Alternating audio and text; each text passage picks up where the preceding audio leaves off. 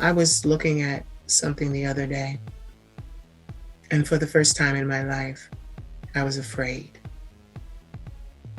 I grew up with white people. I have white friends, allies.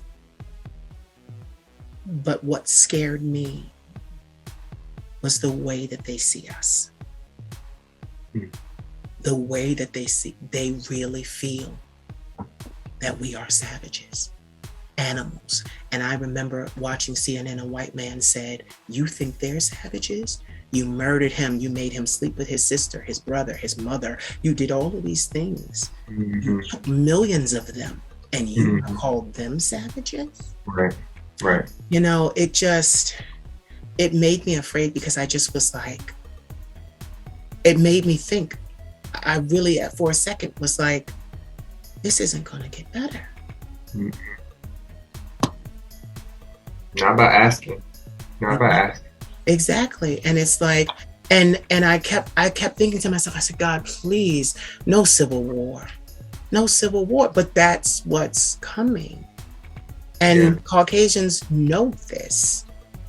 That's why the moment they see an irate black man, 15 cops show up. It's this whole black buck idea. I was listening to Conscious Lee talk about the black buck. He's a muscular, now look at this, a tall, muscular man that cannot be controlled and has violent tendencies. That's the black buck. And they believe that they have to subdue the black buck. Yeah. That's, in the gay community, that's all of us. Right. You know, listen, we work out. We're fit. We got tempers because we're sick and tired of everybody calling us faggots. Right. That's all of us. Yeah. That description fits us all. But you are so wise. I'm looking forward. I've had a lot of experiences that weren't good. Yeah, I'm looking forward to us having so many more conversations. I even what you just said about the baselessness of white people's fear of Black and brown folks, like this it's completely contrived through white media. But for folks to say that they're afraid of us, when y'all had generations of raping us, of beating us in slavery, and still incarcerating us to this day, and killing our brothers and sisters on a daily basis, but you're afraid of us. Because let me interject. I couldn't do what I do right now if I was signed to a record label. Yeah. I couldn't do what I do right now if I was signed to a modeling agency.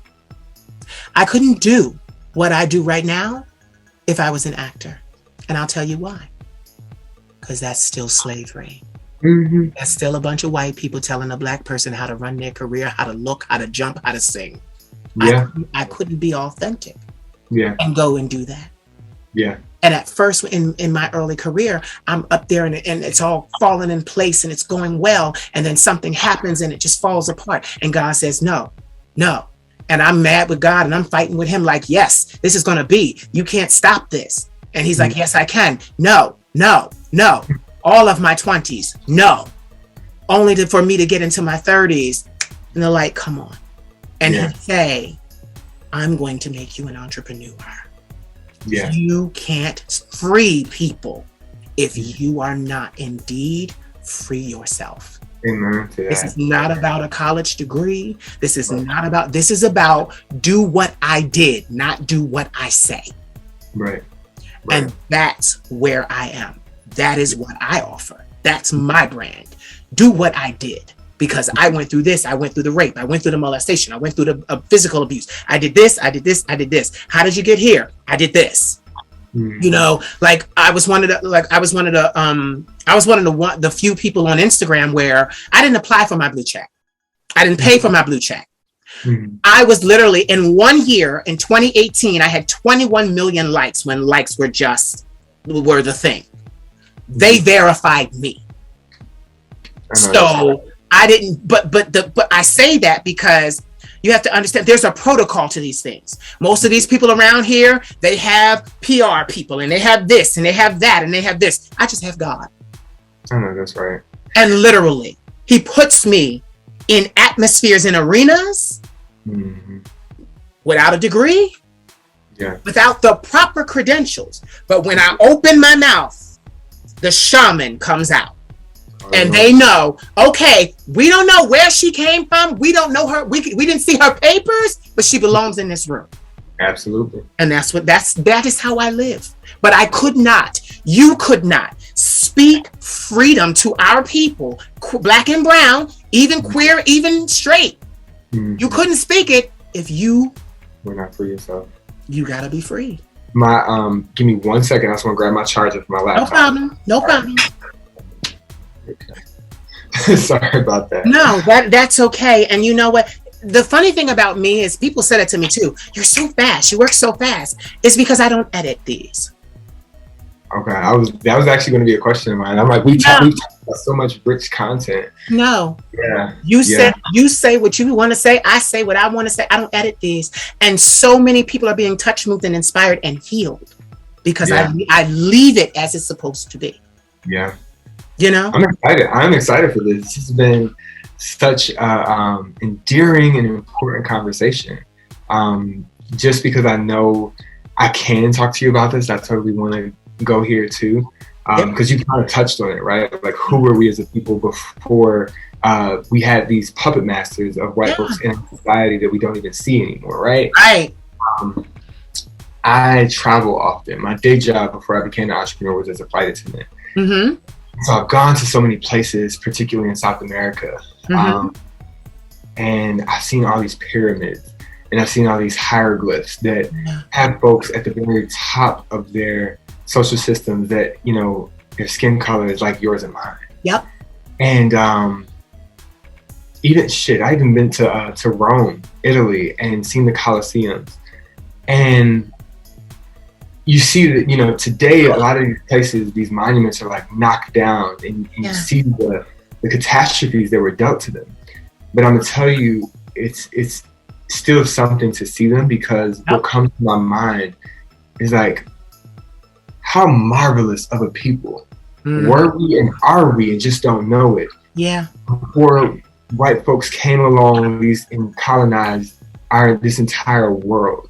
Yeah. I don't think that folks really understand the impact of colonialism when it happened. Yeah. When you had white folks going around the world with this cowardice gunpowder and subjugating entire, you know, countries of people who were living freely, who had mounds of riches, who had different values, their own cultures and beliefs.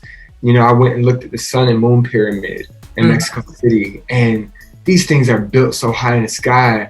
The steps themselves are taller than I am, and I'm 6'1". And I'm like, how the hell did people before industrialization, industrial revolution, they out here building these things? It'll blow your mind to see these things, but it'll also help you realize that we as people are so much more than we are led to and allowed to believe in this society. We come from some great, marvelous people, and we still are that. It is within us. But to get back there, we have got to do a bunch of unlearning. We've got to do a bunch of disconnecting from these systems, these powers that be, that, you know, want to just, you know, put us on strings and really tell the story they want to be told. So I'm listening to you. I'm like, oh, you know what you're talking about. Listen. When the Divine signed the deed for my career, because I didn't think I was going to have one, he mapped it out and he told me, and I saw him do it. He told me, he said, listen, you ain't going to win no Grammy. You ain't going to win no Oscar. You ain't going to win no Emmy. And that's fine. He said, but you will be very successful. You will want for nothing. He said, but you will always live outside of the construct that they have constructed, because you are free. See, some people ask God for this and ask God for that. As a child, being born in the ghetto, having his mother do drugs, his father do drugs, being raped and molested and bullied and beaten up by his own, God asked me as a child, what do you want? And I told him I wanted to be free. That was my request. Mm. And everything that I do, he has me do it on my own. On my own. I am now in the stage where I go, because COVID has finally decided to let up. I just recovered from that. But I go, and even when I speak, you're contracting me. You see? It's different. It's different. I don't work for the company. You're bringing me in. You're outsourcing your work. You're bringing me in. Right. And it's so sad, because when I started my business, before I even started it a couple of years ago, God told me, he said, I have to get rid of consumerism in you. He said, you have a consumer mentality, and I have to kill that. Literally, that's what he said. I have to kill that and replace it with an entrepreneurial mentality. Yeah. And that's what a lot of people don't understand. The way out for our people is to start our own businesses. Absolutely. And we need to patronize each other. But the thing is, even as you were speaking, we have been turned on ourselves. Mm-hmm. Our own people. Like you said, I believe in the lives of every person. I spoke about Black Lives Matter, but very briefly. And they asked me for a comment. Why won't you speak about Black Lives Matter? I said, because quite frankly, I don't want to be on the line with my straight brothers, help them fight. And then after the fight is over, they kill me. Mm-hmm. Yep. Yeah. Mm-hmm. There's a lot wrong internally in the system, our system. And I always used to get overwhelmed, because I'm like, how do I change that? How do I change that? God said to me, you don't need to change that. Your presence will. Mm-hmm. Your presence. You go and you speak. Yeah. And it will change. I had to break up with my entire Instagram following. I had to let them, I said, listen here. I bought this. I bought these. I bought this. Y'all didn't give me not one dime for 6 years. Mm-hmm. I said, so y'all have to excuse me, but now I need paying customers. Y'all are all in these front row seats, and I need y'all to get up so that paying customers can get in these seats. Yeah. Even now, I'm preparing to move to Europe, because that's where I belong. I got to go at 22. I was modeling in Paris for 6 months, and I left my heart there. It's where I belong. But I'm not stupid, and I understand that anytime a Black man gets ahead anywhere on this planet, it's going to raise Caucasian alarm.